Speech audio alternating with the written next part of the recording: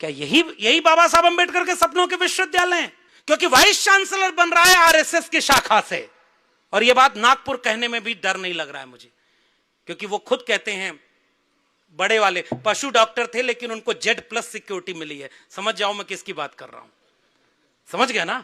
तो वो कहते हैं कि 2000 साल तक हमारे लोगों ने SC ST OBC के साथ भेदभाव किया है, तो 200 साल तक तो रिजर्वेशन रहना चाहिए। हमने अपने ही समाज के बंधुओं को सामाजिक व्यवस्था के तहत पीछे रखा, उनका जीना पशु समान हो गया तो हमने चिंता नहीं की, और ऐसा कम से कम 2000 वर्ष चला ही है धीरे धीरे। इसलिए जब तक वो भेदभाव है तब तक उसको चालू रहना चाहिए। और इसके बाद उन्होंने वाइस चांसलर बनाए हैं तो आरएसएस की शाखा से निकले हुए लोग, प्रिंसिपल बनाए तो उन्हीं की, तो जिसको परमानेंट होगा वो भी। अरे इस देश का प्रधानमंत्री आरएसएस की विचारधारा वाला है, इस देश का गृह मंत्री आरएसएस की विचारधारा वाला है। लेकिन विश्वविद्यालयों को तो रहने दिए होते। उसी जगह पर जब आप ज्ञान और दर्शन की शिक्षा देकर भारतीय परंपरा पढ़ा रहे हो, मैं आपसे सवाल पूछना चाहता हूं देश के प्रधानमंत्री से और शिक्षा मंत्री से कि उसी भारतीय ज्ञान परंपरा में तथागत बुद्ध क्यों नहीं है, संत कबीर क्यों नहीं है, गुरु रविदास क्यों नहीं है, गुरु नानक क्यों नहीं है, चोखा मेला बसवन्ना नारायण गुरु से लेकर के पेरियार क्यों नहीं है, ज्योतिबा फूले क्यों नहीं है, डॉक्टर बाबा साहब भीमराव अंबेडकर क्यों नहीं है? इनके बिना क्या भारतीय ज्ञान परंपरा पूरी हो सकती है क्या? तो सिलेबस में वो क्यों नहीं है भाई? ये आपकी नई शिक्षा नीति में किया जा रहा है। ज्योतिष शास्त्र महाराष्ट्र में इंट्रोड्यूस हुआ था, मुझे पेपर दिखाया था पिछली बार। तो ज्योतिष शास्त्र क्या होगा? दुनिया में एजुकेशन पैटर्न कहीं और जा रहा है, और हमारे यहां टेलीविजन पर बैठकर एक आदमी मंत्र फूंक करके नारियल को हवा में उड़ा रहा था, देखा आपने? हमारे यहां क्या हो रहा है? ये लोग ये तो धर्म की बात कर रहे हैं, ये भारतीय परंपरा है क्या? एक आदमी है, बच्चा था, और बच्चा होकर के कह रहा है कि मैं डायरेक्ट हनुमान जी से और रावण से फोन पर बात करता हूं, हेलो हनुमान जी कैसे हैं आप? और वो पर्ची बना करके दुनिया में भाग्य बढ़ रहा है। और वो कहता है, नई शिक्षा नीति के पहले था साइंटिफिक टेम्परामेंट को डेवलप करना, और जिसको प्रधानमंत्री कहते हैं कि मेरे छोटे भाई जो हिंदू राष्ट्र बनाने की यात्रा में निकला हुआ है, 4-5 दिन चला था, बीमार हो गया तो सड़क पर लेटा था, थर्मामीटर लगा था। अरे पर्ची बना लेते अपनी भी कि आज शाम को मैं बीमार होने वाला हूं, तो दोपहर में ही ठीक हो जाते। दिल्ली में आतंकी हमला हो गया, कोई पर्ची नहीं बनी। उस व्यक्ति ने एक रील में मैंने देखा, कहा कि देश के रक्षा मंत्री से मैं कहता हूं कि मेरे पास डिग्री तो नहीं है, लेकिन मेरा आप इस्तेमाल करिए, और देश की सुरक्षा के लिए जहां जरूरत होगी मैं जाऊंगा। अरे भाई तुम क्या सुरक्षा करोगे? अपना भाई छोटा वाला जेल गया था, छतरपुर के लोगों गूगल करके पढ़ना, अपने छोटे भाई को जेल जाने से जो न बचा पाया, वो पूरे ब्रह्मांड की पर्ची बना रहा है। और वो कह रहा है कि देसी गाय के गौमूत्र में हल्दी मिलाकर पियो, कैंसर ठीक हो जाता है। देश की शिक्षा व्यवस्था ऐसी होनी चाहिए कि साइंटिफिक टेम्परामेंट को डेवलप करे। इंडियन कॉन्स्टिट्यूशन का आर्टिकल 51A वो कहता है कि हमें देश के नागरिकों में वैज्ञानिक चेतना का प्रसार करना है, और नई शिक्षा नीति वैज्ञानिक चेतना का प्रसार करने की बजाय धार्मिक और सांस्कृतिक भारतीय दर्शन को पढ़ाने की आड़ में एक धर्म की आरएसएस वाले विचार को आपकी शिक्षा में दे रही है। तो जब उससे बच्चे पढ़ के निकलेंगे तो वो फूले अंबेडकर पेरियार को पढ़ेंगे? यानी उन्होंने पहले तैयारी कर ली कि अब अगली पीढ़ी भी आपकी धार्मिक निकलेगी। ये शिक्षा व्यवस्था है सबके लिए। अगला पॉइंट, भाषाओं के लिहाज से मैं अभी और कोई बात नहीं कहूं, संस्कृत को जोर दिया गया है, और जितने इनके नेता हैं सारे उनके बच्चे विदेश में पढ़ाई करते हैं। मतलब सारे नेताओं के बच्चे वो ट्वीट करते हैं, भाई आज मेरी बेटी ने हार्वर्ड से अपना डिप्लोमा का नौकरी पास कर ली, 2 करोड़ प्रति वर्ष के पैकेज पर अब उसे कैलिफोर्निया में नौकरी मिल गई है। और जैसे ही वो व्यक्ति भारत में आएगा और कहेगा जागो जागो हिंदू एक हो जाओ, तुम्हारा धर्म खतरे में है। तो जब धर्म खतरे में तो अपना बेटा बेटी को क्यों नहीं उसको बचाने के लिए ले आते? उनके बेटा बेटी विदेश में पढ़ते हैं, इंग्लिश मीडियम में पढ़ते हैं, और भारत में आकर के केवल मजहब के नाम पर लड़ाना। और आप न्यू एजुकेशन पॉलिसी में लैंग्वेज का फॉर्मूला ऐसा कर रहे हैं कि आप इस देश में चाहते हैं कि एक ही लैंग्वेज, तो आप पढ़ो ना भाई। बाबा साहब अंबेडकर ने कहा कि अंग्रेजी भी पढ़ना, भारतीय भाषाओं को भी पढ़ो, आप मराठी भी पढ़ना, आप अंग्रेजी भी पढ़ो। इसलिए न्यू एजुकेशन पॉलिसी में यह क्लॉज बड़ा गड़बड़ देखा गया है। और इसीलिए मैं कह रहा हूं, इसका 5 साल में क्या उदाहरण देखने को मिला? और उदाहरण देखने को मिला कि डिजिटल डिवाइड हुआ है। डिजिटल डिवाइड इतना खतरनाक है कि विदर्भ के इलाके में जहां किसान आत्महत्या करता है वहां कितना इंटरनेट चलता है, कितने लोगों के पास मोबाइल है और कितने बच्चे इंटरनेट से, यूट्यूब से डिग्री पढ़ाई पूरी कर सकते हैं। जब डिजिटल डिवाइड कह रहा है कि more than 50% SC ST OBC के बच्चों को आज तक मोबाइल, इंटरनेट या अच्छा कनेक्शन नहीं मुहैया है, तो यह डिजिटल डिवाइड फिर से वापस वही भारत बना रही है कि नहीं कि कुछ लोगों को शिक्षा मिलेगी और बाकी अपने आप शिक्षा से बाहर हो जाएंगे। तो ये इस देश के खिलाफ सबसे बड़ी साजिश हो रही है। और इसलिए मैं आपसे कह रहा हूं, हॉस्टल में रिजर्वेशन नहीं, EWS आरक्षण आ गया, हर जगह लागू हो गया। और मंडल कमीशन के बाद 54% रिजर्वेशन बढ़ा था, वो आज तक इंप्लीमेंट हर जगह नहीं हुआ है। फैकल्टी रिक्रूटमेंट नहीं हो रहा है, प्रोफेसर की डायरी पढ़ना। और एक बात याद रखना नागपुर के लोगों, अब मैं आखिरी में अपने भाषण को समेट रहा हूं, अखबार में ऐड आता है कि 1000 रुपए का पिज्जा सस्ता हो गया, भारी छूट। जो 1500 का पिज्जा था वो एक्स्ट्रा लार्ज साइज वाला अब 1000 में मिलेगा।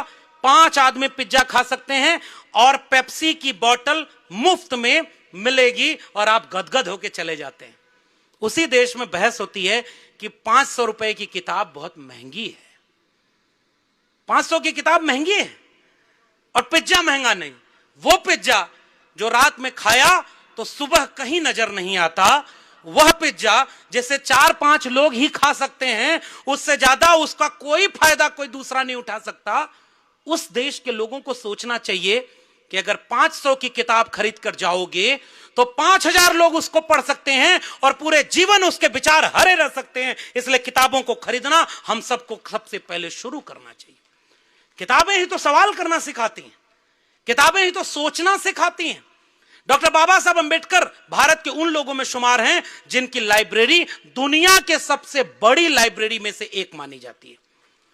एक बार एक पत्रकार आया और पत्रकार कई जगह ये किंवदंतियां चलती हैं, कई बड़े नेताओं के पास पहुंचा, रात शुरू हो चुकी थी, ढल चुकी थी, सारे लोग सो गए थे। तब उन्होंने कहा कि और कोई नहीं तो अंबेडकर से मिल लेते हैं। और जब गए तो आधी रात को बाबा साहब कुछ लिख रहे थे। और उसके बाद जब वो व्यक्ति पहुंचा तो उस पत्रकार ने पूछा कि डॉक्टर अंबेडकर आप सोए नहीं? तो डॉक्टर अंबेडकर ने कहा कि मेरा समाज सो रहा है इसलिए मुझे जागना पड़ रहा है। जिस दिन मेरा समाज जाग जाएगा उस दिन वो अपने आप अपने हिस्से की लड़ाई लड़ पाएगा। और आज ये जो कार्यक्रम हो रहा है, दो ही चीजें, एक तो संविधान, दूसरी शिक्षा। अगर ये दो चीज हम बचा ले गए तो 25 साल बाद, 50 साल बाद की पीढ़ी जब हमें याद करेगी तो शर्मिंदा नहीं होगी। और अगर हम ये दो चीजें नहीं बचा पाए तो वो पीढ़ी हमें माफ भी नहीं करेगी। मैं आखिर में ये बात कहते हुए विदा लेना चाहता हूं कुछ आंकड़ों के साथ। न्यू एजुकेशन पॉलिसी कहती है कि 20 साल में 45,000 सरकारी डिग्री कॉलेज हैं, उन्हें बंद करके क्लोजर और मर्जर की पॉलिसी के तहत केवल 15,000 सरकारी डिग्री कॉलेज बनाएंगे। यानी 30,000 सरकारी डिग्री कॉलेज बंद किए जाएंगे। कई लाख सरकारी स्कूल बंद किए जाएंगे ताकि अंबानी और अडानी का स्कूल और डिग्री कॉलेज खोल सकें। विश्वविद्यालयों में ज्ञान के अनुसंधान नहीं होंगे। तुम हवन करा रहे हो, तुम शाखा लगवा रहे हो, तो एक विश्वविद्यालय में अगर हवन कर लिया और गूगल करके जाके देखना कोई मुसलमान नमाज पढ़ लेता है तो उसके ऊपर FIR हो जाती है कि तुम कॉलेज और यूनिवर्सिटी में नमाज कैसे पढ़ सकते हो, तुम हवन करा सकते हो, तुम एक धर्म का प्रचार कर सकते हो केवल इसलिए कि तुम्हारी संख्या ज्यादा है। फिर यह संविधान का अपमान है। संविधान ने सबको बराबरी का सम्मान दिया था। विश्वविद्यालयों को कम्युनल कर दिया गया है, सांप्रदायिक कर दिया गया है। बच्चे बच्चे में हिंदू मुसलमान की नफरत भर दी गई है, जाति के नाम पर भेदभाव भर दिया गया। ये सारे कथावाचक जो हिंदू राष्ट्र बनाने के लिए पूरे देश में सड़क पर उतरे हुए हैं, एक भी व्यक्ति उनसे यह पूछता है कि हिंदू राष्ट्र तो संविधान के विरोध में कही गई बात है। डॉक्टर बाबा साहब अंबेडकर ने 1940 में पाकिस्तान और पार्टीशन ऑफ इंडिया किताब में साफ तौर पर लिखा कि अगर हिंदू राष्ट्र हकीकत बनता है तो वो इस देश के लिए सबसे बड़ा अभिशाप होगा। हिंदू कुछ भी कह लें, वो हिंदू धर्म स्वतंत्रता, समानता और बंधुता से मेल नहीं खाता। ये लोकतंत्र विरोधी है, इसलिए किसी भी कीमत पर इस देश को हिंदू राष्ट्र बनने से रोका जाना चाहिए। ये मैं नहीं कह रहा हूं, ये बाबा साहब अंबेडकर ने अपनी किताब में लिखा है, पाकिस्तान और द पार्टीशन ऑफ इंडिया। और इसलिए आज आप खुलेआम वो सब होने दे रहे हो। एक व्यक्ति कह रहा था कि पृथ्वी किसके अधीन है? देवता के। देवता किसके अधीन है? मंत्रों के। मंत्र किसके अधीन है? ब्राह्मण के। इसलिए पृथ्वी पर देवता कौन हुआ? तो बाकी क्या हुए? ये वो लोग कथा कहते हैं जो इस देश को हिंदू राष्ट्र बनाते हैं। उनसे 3 सवाल पूछना नागपुर के लोगों। पहला, संविधान बड़ा कि मनुस्मृति? दूसरा, SC ST OBC को मिलने वाला आरक्षण सही है या गलत? तीसरा, डॉक्टर अंबेडकर बड़े कि कोई और? आप जरा हाथ उठाकर बताना इन तीनों में उनका जवाब क्या है। क्या वो डॉक्टर अंबेडकर को बड़ा मानते हैं? क्या वो संविधान को मनुस्मृति से बड़ा मानते हैं? क्या वो आपके आरक्षण का समर्थन करते हैं? जब वो आपके सारे चीज के विरोध में है तो उनकी कथा सुनने कौन सबसे ज्यादा जाता है? भाई 90% आबादी जिसकी है वही भीड़ तो वहां भी है, क्योंकि हमारी शिक्षा वहां तक नहीं पहुंची। मैं बधाई देता हूं। और आज ये बात कहना होगा, सूरज कैसे पैदा हुआ, धरती कैसे पैदा हुई, चांद सितारे कैसे बने, इंसान कैसे बने, सबका जवाब जिसके पास था वो एक मोबाइल नहीं बना पा रहा है, वो पैरासीटामोल की दवाई नहीं बना पा रहा है। ये भारत सोने की चिड़िया था जब इसमें बुद्ध पैदा होते थे, कबीर पैदा होते थे, जब इसमें चारवाक लोकायत पैदा होते थे, आर्यभट्ट पैदा होते थे।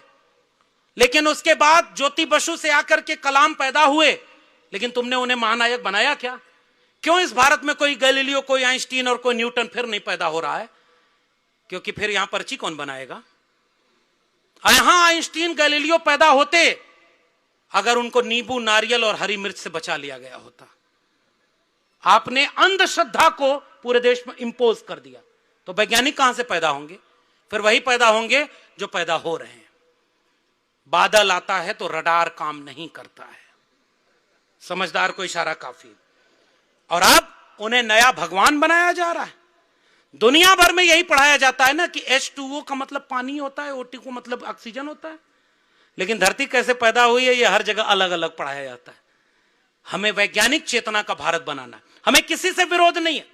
आप कह रहे हो कि गोबर खाने से बीमारी ठीक होती है, हम कभी आपका विरोध नहीं कहेंगे। खूब गोबर खाइए, हम तो किसान परिवारों के लोग हैं। कम पड़े तो बताइएगा, सप्लाई किसान कर देंगे। गोबर खाने से आपको नहीं रोकेंगे, लेकिन पूरे भारत के नौजवानों की पीढ़ी को अगर आप गोबर खिलाना चाहते हैं तो हम उसका विरोध करेंगे। हम कहेंगे कि गोबर खेत में डालो, उससे अनाज पैदा होता है, और उसी अनाज में गोबर के अनाज से हलवा बनने के लिए फसल पैदा होती है। और अच्छा खाओ, अच्छा पियो, अच्छा पहनो और अच्छा सोचो, ताकि इंसान और इंसान के बीच की नफरत खत्म हो, मोहब्बत बढ़े। तुम नफरत बढ़ाना चाहते हो, हम मोहब्बत की बात करने आए। और मोहब्बत बढ़ेगी तो केवल शिक्षा से। नागपुर के लोगों, अभी ये कार्यक्रम खत्म होगा, जब आपके सामने स्टॉल लगी है, मेरी किताब पढ़ना मत पढ़ना, अपना प्रचार खुद ही क्यों करूं मैं। लेकिन जो भी किताब वहां पर होगी, महापुरुषों की जीवनी होगी, डॉक्टर अंबेडकर की किताबें होंगी, महात्मा फूले की गुलामगिरी होगी। एक एक किताब खरीदिए, और अगर आपके घर में वो किताब है तब भी वो किताब खरीदिएगा। और जब भी किसी की शादी में जाएं, किसी के बर्थडे में जाएं, कहीं जाएं, तो उसको फूलों की माला या गुलदस्ता भेंट करने की बजाय कोई किताब भेंट करिए, और उसके बाद देखिए कि हमारी वैचारिक क्रांति आगे बढ़ती है या नहीं। इसलिए शिक्षा बचाना केवल भाषण से नहीं बचेगी। अपने यहां स्कूल अगर बंद हो रहे हैं तो एक पैरेलल पाठशाला, कोई फूले फिर पैदा होंगे क्या? कोई सावित्रीबाई फूले वापस अवतार लेंगी? हमारे यहां तो अवतार को लोग मानते नहीं। तो अंबेडकर तो चले गए अपने हिस्से की लड़ाई लड़ करके, फूले चले गए, और हमें जो दे गए हम वही नहीं बचा पा रहे हैं। हमारे आंखों के सामने संविधान तार तार हो गया। वोट चोरी करके आपके लोकतंत्र को लूट लिया गया, क्योंकि उनके पास हुकूमत है, उनके पास मीडिया है, उनके पास पैसा है, उनके पास बाहर खड़े लोग हैं जो हिंसा पर आमादा हैं। किसी के ऊपर भी हमला कर सकते हैं, किसी को वो नरेंद्र दाभोलकर, किसी को पंसारे, किसी को कलबुर्गी बना सकते हैं। तो क्या डर जाओगे क्या आप? डॉक्टर अंबेडकर डर गए होते तो देश को हमें एक नायक मिल पाया होता क्या? वो कहते हैं कि डर जाएं हम, और भूत के डर से मकान छोड़ दें हम। इसलिए लड़ना पड़ेगा। देखिए, न्यू एजुकेशन पॉलिसी जो कहती है उसको गांव गांव पहुंचाना हमारी जिम्मेदारी, और मैंने बहुत थोड़ा ही समझाया। और आखिर में जाके कह रहा हूं कि जिस देश में शिक्षा खत्म हो जाएगी उस देश से समझदारी खत्म हो जाएगी, और समझदारी खत्म हो जाएगी तो सवाल करने की ताकत खत्म हो जाएगी। आने वाली पीढ़ियां गुलाम पैदा होंगी। और अगर आप अपनी आने वाली पीढ़ियों को गुलाम पैदा करना चाहते हैं तो फिर इस शिक्षा नीति के जो दुरुपयोग हो रहे हैं उसको गांव गांव पहुंचाइए और समझाइए कि कैसे है। आपके विदर्भ के कितने स्कूल बंद हो रहे हैं, उन स्कूलों पर पैरेलल पाठशाला शुरू कर दीजिए कि हम संविधान पाठशाला वहां चलाएंगे और SC ST OBC बच्चों को मुफ्त में पढ़ाएंगे। और हम सारे लोग अगला कार्यक्रम उस पाठशाला में करें जो गांव में स्कूल बंद हो गया था वहां खुला है, तब जाकर के क्रांति आएगी। केवल राजनीतिक दलों का इंतजार मत करिए, कुछ नेता वहां आज भी मिनिस्टर बने हुए हैं, समझदार को इशारा काफी है। और आज हमारे लोग उस तरह की चीजों को नहीं देख पा रहे हैं कि कैसे हम इस तरह के सवाल करने से अपनी नस्लों को बचा पाएंगे। असद अकबराबादी का एक शेर है, ये दोहरे चरित्र वालों से पूछना जो इधर भी अच्छा उधर भी अच्छा करते हैं, दो नावों पर पांव पसारे ऐसे कैसे। दो नावों पर पांव पसारे मतलब अंबेडकर भी सही है और सावरकर भी सही है, दोनों तो नहीं चल सकता, दोनों विरोधी विचार। दो नावों पर पांव पसारे ऐसे कैसे, वो भी प्यारा हम भी प्यारे ऐसे कैसे। भाई विचार तो स्पष्ट होना चाहिए। सूरज बोला बिन मेरे दुनिया अंधी है, हंसकर बोले चांद सितारे ऐसे कैसे। और आखिर में अपने लिए भी आप भी ये बात कहिएगा कि मुझ जैसों को यहां पर देख के कहते हैं वो इतना आगे बिना सहारे ऐसे कैसे। हम बिना सहारे के यहां आए हैं, लेकिन हां हमारा कोई गॉडफादर नहीं था। लेकिन कुछ दिन पहले गृह मंत्री ने सदन में बोला था कि फैशन हो गया है अंबेडकर अंबेडकर कहना। इतना नाम अगर भगवान का लिए होते तो आपको जीते जी स्वर्ग मिल जाता। हम कहते हैं कि स्वर्ग है या नहीं हमें नहीं पता, लेकिन डॉक्टर अंबेडकर उस व्यक्ति का नाम है जिसने करोड़ों लोगों के लिए नरक से बदतर जो जीवन था उसे बेहतर करके जीते जी स्वर्ग बनाने का काम किया। इसलिए हम अंबेडकर को याद करने की बात करते हैं।